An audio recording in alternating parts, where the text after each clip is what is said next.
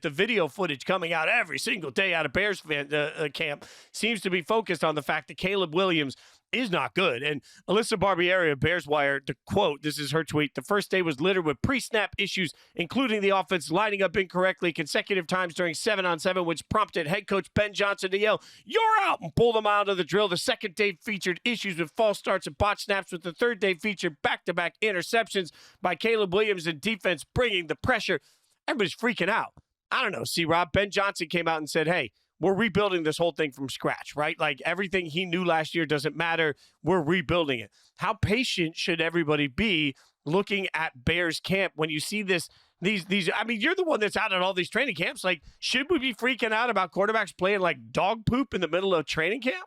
Well, first off, like, I remember J.J. Watt being on the Houston Texans roster when people were counting Brock Osweiler interceptions in training camp, and Bill O'Brien was freaking out on reporters, like lighting up reporters about counting interceptions in practice, like just went off, right? About how stupid it was. You know, this is the time to make mistakes, and, you know, this is meaningless right now, and you're killing this kid. He's not gonna have an opportunity to succeed. You're already undercutting him.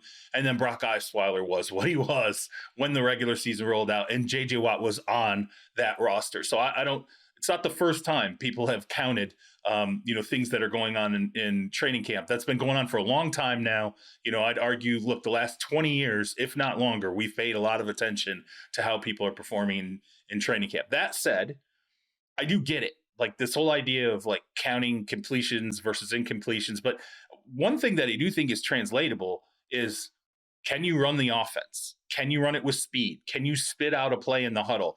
Are you taking too long? Like, the coaches, what they prize right now, before I think you even get into the completions or incompletions or the decisions you make, can you break the huddle in time to get a playoff? Can you get guys in the right play at the snap? You have to have the fundamental foundation down first. And if you don't, that's going to be a problem. And I remember, look, watching Sean Payton go through that, with Russell Wilson, coming through Broncos camp, and, him being frustrated at times, like Bo Nix being a rookie and needing to get some of those staple things down early on in training camp. Can it be overcome? Yeah, absolutely. And I would remind people, what was Jared Goff's record his first 11 games under Ben Johnson in Detroit? Right. He was 0-10-1. Okay? Like, it didn't get off to a great start with Jared Goff in Detroit. And then when it rounded the corner in a really big way. I would say that Johnson runs, a complicated offense. There's a lot of stuff that goes into this. There are a lot of different looks. There's a lot of different variations. Caleb Williams is probably going to be swimming a little bit, and that's just what you're going to have to deal with right now. Do I think it's reason for people to absolutely panic and go, Caleb's a bust? The worst version of him that we saw in 2024 is really ultimately what he's going to be. I don't think we're there yet, but if this is something that continues on late into training camp, I would say, do you feel like maybe it's going to be a little bit more of a roller coaster at the beginning for the Bears than maybe we initially thought? Sure, I can get with that. But Frank, you and I have seen over the years, we've seen players with roller coaster beginnings, and it flattens out and it turns a corner.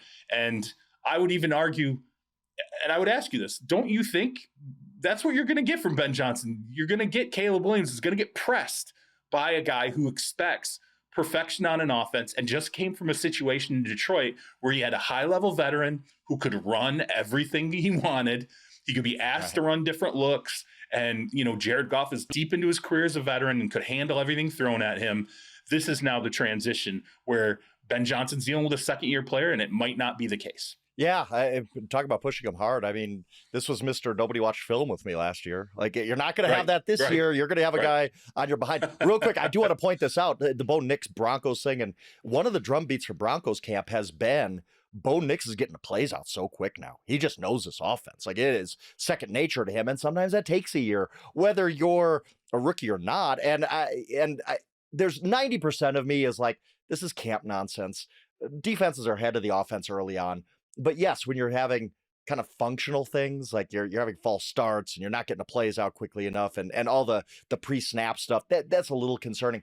The 10% part that concerns me is we saw flaws in Caleb Williams' game last year. And True. I don't want to, like, I'm not sitting here saying that that's going to continue, because I think Caleb Williams could be really, really good at Ben Johnson.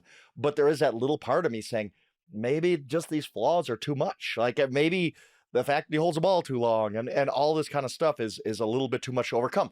It's still 90% saying I think this is going to work. But to your point, maybe they do have a slow start to the season. But the problem with that is, if you have a slow start to the season in the NFC North in 2025, you're buried. Like, this is the best division of football. So I worry about that for the Bears. Then we're going to freak out because, again, we don't give anybody patience anymore. And if they're 1-4 coming out of the gates, we're going to be like, oh my God, Caleb's a bust. Ben Johnson's not a great head coach and all this stuff. Where, to your point, maybe it just mid-October, all of a sudden we look up and we're like, late October, early November, we're like, wow, Caleb Williams had 345 yards and 3 touchdowns in that game. This thing is kind of coming together. It could be that kind of a season for the Bears. I would urge a little bit of patience here because, look, I get it. Everyone there is so excited about Ben Johnson coming in.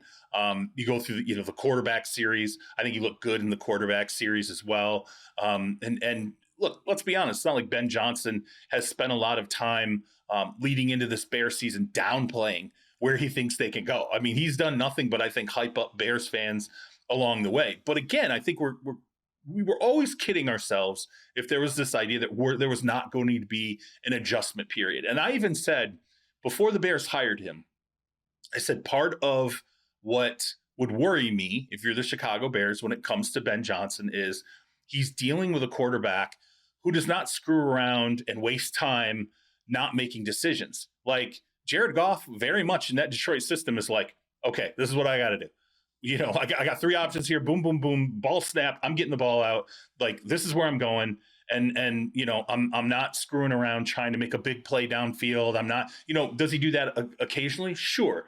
But the vast majority of the time is Jared Goff just operating what's given to him and taking the options that are on the table. Yes, very much so. And Caleb Williams, not that kind of player coming out of USC.